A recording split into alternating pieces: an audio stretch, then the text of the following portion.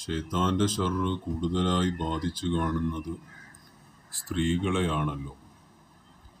ഏർവാടിയിലും അതുപോലെ മറ്റ് പള്ളിസ്ഥലങ്ങളിലുമൊക്കെ ബാധയകറ്റാൻ വേണ്ടി കൊണ്ടുവരുന്നവരിൽ ഭൂരിഭാഗവും സ്ത്രീകളാണല്ലോ. എന്താണിതിന് കാരണം എന്നതാണ് ആ ചോദിച്ചതിൻ്റെ ആകെത്തുക എന്ന് മനസ്സിലാക്കുന്നു. സ്ത്രീകളെ അത് കൂടുതൽ ബാധിക്കുന്നു എന്നുള്ളത് അതിൽ ഏറെക്കുറെയൊക്കെ സത്യമുണ്ട്. കാരണം സ്ത്രീകളെയും കുട്ടികളെയുമാണ് പിശാച് കൂടുതലായി, പിശാചിന് ഭയമില്ലാത്ത പുരുഷന്മാരെ പിശാചിന് കുറച്ച് കൂടുതൽ ഭയമാണ്. അതിൻ്റെ പ്രധാന കാരണം പുരുഷന്മാരുടെ മനസ്സിന് നല്ല ഹിമ്മത്തുണ്ട്, നല്ല ധൈര്യമുള്ളവരാണ്. സ്ത്രീകൾ ഹൃദയരാണ്. അതുപോലെ തന്നെയാണ് കൊച്ചുകുട്ടികളും ഹൃദയരാണ്. അങ്ങനെ ഹൃദയരിലേക്ക് പിശാചിന് വളരെ വേഗം സ്വാധീനം ചെലുത്താൻ കഴിയും എന്നതാണ് അതിൻ്റെ ഒരു കാരണം. രണ്ടാമത്തത്, പിശാച് സൗന്ദര്യാത്മകമായി സൗന്ദര്യത്തിനെ കൂടുതൽ ഇഷ്ടപ്പെടുകയും അതിലേക്ക് ആകർഷിക്കുകയും ചെയ്യും എന്നത് ഒരു കാരണമാണ്. പിശാച് നല്ല സൗന്ദര്യവതികളായ സ്ത്രീകളെ കൂടുതൽ ആകർഷിക്കും. അതുപോലെ കൊച്ചുകുട്ടികളെ പിശാച് കൂടുതൽ സമീപിക്കാനുള്ള കാരണവും ആ കുട്ടികളുടെ സൗന്ദര്യവും ആ ഒരു ലാളിത്യവും ഒക്കെയാണ്.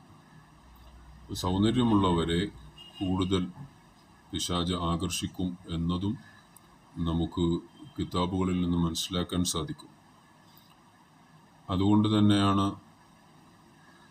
വെളുത്ത നിറത്തിലുള്ള ആളുകളെ കൂടുതൽ പിശാച് പെട്ടെന്ന് ബാധിക്കും എന്ന് നമ്മൾ അനുഭവങ്ങളിലൂടെ നോക്കിയാൽ നമുക്ക് മനസ്സിലാക്കാൻ സാധിക്കും.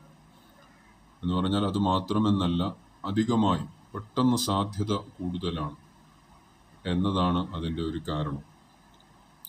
സ്ത്രീകളെ ബാധിക്കുന്നതിൻ്റെ പ്രധാനപ്പെട്ട ഒരു കാരണം അവരുടെ മനസ്സ് ലോലഹൃദയർ ആയതുകൊണ്ടാണ്. ആ ലോലഹൃദയം ഉള്ളവരിലേക്ക് പിശാച് പെട്ടെന്ന് കടക്കാനുള്ള സാധ്യത കൂടുതലാണ്.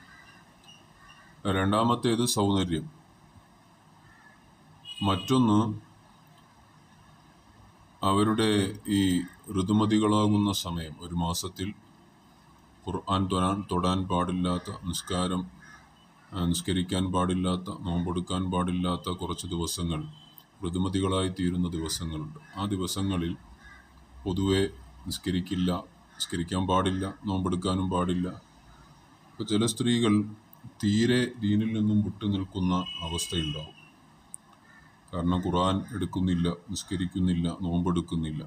പക്ഷെ എന്നാൽ ആ സന്ദർഭത്തിൽ അവർ മാറി നിൽക്കുമ്പോൾ, തീരെ ദീനുമായി ബന്ധമില്ലാത്ത അവസ്ഥ വരുമ്പോൾ അവരിലേക്ക് പെട്ടെന്ന് പിശാച് അടുക്കാനും അവരിലേക്ക് പിശാചിനെ ആകർഷിക്കാനും പെട്ടെന്ന് കഴിയും.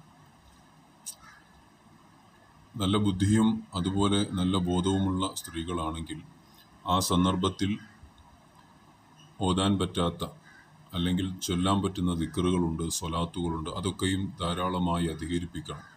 അങ്ങനെ അധികരിപ്പിക്കുമ്പോൾ ആ ഒരു ഋതുമതികളായിരിക്കുന്ന ആ ഒരു സന്ദർഭത്തിനെ മറികടക്കാൻ നമുക്ക് സാധിക്കും.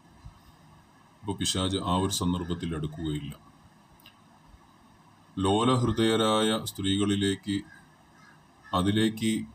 പിശാച് ആകർഷിക്കാൻ വരുന്നതിനെ മറികടക്കാൻ പറ്റുന്ന മാർഗം മനസ്സിനെ ഹിമ്മത്താക്കുക എന്നുള്ളതാണ്. മനസ്സിനെ ഹിമ്മത്താക്കാൻ എപ്പോഴും വിശുദ്ധമായ ഖുർആനിലെ സൂറത്തുൽ ദുഹ, വദ്ദുഹ വല്ലൈലി ഇദാ സജ, അതുപോലെ സൂറത്തു ശറഹ്, അലം നശ്റഹ് ലക സദ്റക്, സ്വദർ എന്ന് പറഞ്ഞാൽ നെഞ്ച് എന്നാണ്.